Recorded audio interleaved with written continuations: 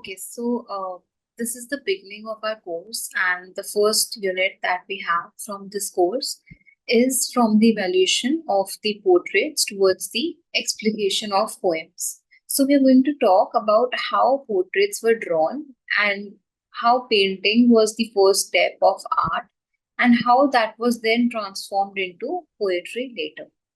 So, in this particular, the first unit of the course, we will be having an introduction about the we'll be appreciating poems and paintings.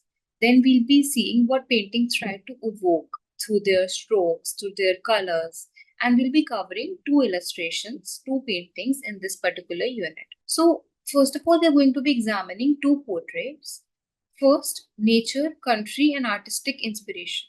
What inspires the painters to paint a portrait? Of all the Western poets, it was perhaps Wordsworth alone who retreated from the city to the country. And as he came, so he was living in city and he retreated. You generally go from country to city. But Wordsworth went from city to country and he came back from the Lake District, would formulate a philosophy of nature. So when he came back with a philosophy of nature. Now, Gado Pohan, ठीक है हमारे if we see Godo Pahan, he is not another Wordsworth. We are not sure if he is even Pedler or Michael. These are all poets. These are all painters. Okay. Nature creates no duplicate, but we cannot question the views that his humble social status does not grant us some superiority over him as we might imagine in our folly. So this is about Godo Pahan. So Ketki has this portrait. So whatever Ketki wanted to state through her portrait of Godo Pahan, we know not but by looking through her eyes. So Ketki का जो portrait है, जो paint किया है Godo ने, so it's like not looking her eyes, we can see the gloom and bloom of which she saw in the cheerless landscape. So there is some kind of a gloom in her eyes. A lot of praise of the country has come from men and women reacting against some of the unpleasant aspects of the city. Like people who are living in the country, they have something to say about the city.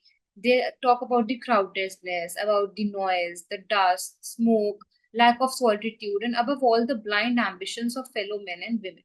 Because city में क्या है, लोग सिर्फ भाग रहे हैं to achieve their ambitions, like they're running, and there is a lot of noise, dust because of the pollution and everything. Country life is very different from a city life. So, if you see Anjali or Angelica, as we may call the woman with the string instrument, सो गोदो का जो दूसरा portrait है उसको Indian context में अंजलि बोला गया है एंड वेस्टर्न कॉन्टेक्स्ट में उसको एंजेलिका बोला गया है. So it's a string, like it's a woman who is sitting with a string instrument. It may be a sitar. Has the composure of a Godo Pahan, but she has something more. Cultivation and culture, which are products of urban social intercourse. So this is what the portrait is signifying. Now the woman holding the sitar instrument, ये जो पूरा symbol है, the symbolic figure of woman holding a string instrument on the first cover copy of Ketki जो की copy पे उन्होंने ये है, of a 16th century Mughal painting. 16th century Mughal painting, and this painting is now at Mosgome in Paris. The foundations of the Mughal school of art, or if you're talking about the Mughal painting, so the foundation of the Mughal school of art, we can say, were laid by Humayun, okay? The second Mughal ruler, who unexpectedly had to be a supplemented guest of the Shah Thamson of Persia. The soldiers depicted in these manuscripts, so there were like a lot of manuscripts, unlike those of Gujarat schools, have small eyes, long face, and flat nose, which suggest Mongoloid influence. तो ये जो Mughals के time की जो paintings हैं, if you talk about the portraits, तो जो soldiers जो उस समय वहां पेंट करे गए हैं, they look like this. They have small eyes and they have a long face with a flat nose. So it suggests some kind of a Mongolian influence because Mongolians were also they also infiltrated the land of India. The folds of Anjali's dress. Now again we are moving back to Anjali, the woman, as well as her pose. They suggest some Western influence. Now the pose and the dress, they are not very cultural, Indian cultural. Now the scene from the Acts of the Apostles and Lives of Saints like Anne and Susanna, done by the Indian artist at the court in Agra. So like अब यहाँ के painters भी वहां के लोगों की paintings बनाते थे, पोर्ट्रेट्स बनाते थे. So much for the Western influence evident in Anjali. The symbolism of standing on somebody in order to express the subjugation of that person or what he signifies can be traced back to the Shiva iconography of South India. If you're standing on somebody, that suggests that you are like subjugating the other person, you're showing your power over the other person. Now that is reflecting back to the traces of Shiva, and there is some kind of an iconography Shiva ki. There is an icon of Shiva in southern India which they are referring to here. The unknown Mughal artist who did the original of Anjali, जो original painting है अंजलि की, जो artist का नाम हमें नहीं पता, apparently picked up some elaborated upon the motif symbolically. Now, if you resume to it, Kalidas, another very famous poet of India, his Shakuntala. अगर हम उस शकुंतला की बात करें, now the story of Shakuntala, we know that King Dushyant, as you know, lost his lady love due to a curse.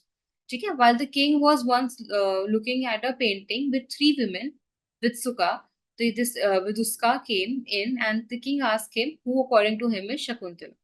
So the king was looking, or king like asked him कि आपको क्या लगता है इन तीनों में से कौन है Shakuntala. Now we're talking about more paintings. Now, more interesting from the point of view of an interpretation is a similar, although a little scrupulous allusion of Dandi's. Now, Dandin, another poet, another painter, or maybe a poet, has this painting that is called Das Kumarakrita, the Tales of the 10 Princes. Again, this is a Hindi origin, written in the 17th century of the Christian era. So you see the parallels that are drawing that like people here are painting, people there are painting, paintings are everywhere. The Mughals are painting during the 15th century, 16th century, 17th century. So paintings have a lot of influence in the like the culture of art, if we talk about. Now, in the city of Mathura, like you know Mathura, lived a young man who frequented the abodes of courtesans. Once he chanced upon a miniature of a young lady in the hands of an artist. छोटा portrait था. Struck by her beauty, the young man told the artist. The young man's interpretation of the lady's portrait tells us not only that analysis study. Just by looking at him, he's asking about the woman, and the young man who's asking about this beautiful portrait, he's interpreting that. So you see the art of interpretation कि एक portrait को देख के आप उसमें से क्या क्या interpret कर लेते हो. Now that is the study of analysis of poetry and interpretation is not recent. So this shows जो portraits जो थे पहले शकुंतला का portrait था, और अगर हम इस portrait की बात करें, portraits देख के ही interpretation draw हो जाती थी. तो interpretation का जो concept है वो कोई western concept नहीं है, वो इंडिया में भी रहा है. That is the reason why this particular concept of interpretation was crucial for you to understand, because that is what we're going to do in this unit. That is what we're going to do in this whole course, for that matter. We're going to interpret poetry. So जो written word है उसको तो interpret करना आसान होता है, but see how these people used to interpret the paintings.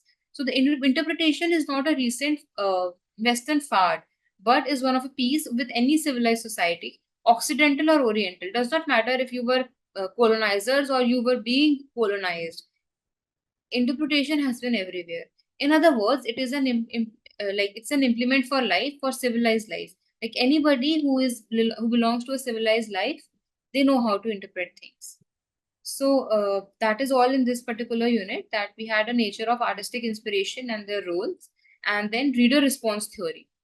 How reader response theory, this whole work of interpretation is a reader response theory in the Indian context. Now, as we move ahead, we're going to the European, we're going to the England, but you had to know the background of it in the Indian context. Thank you.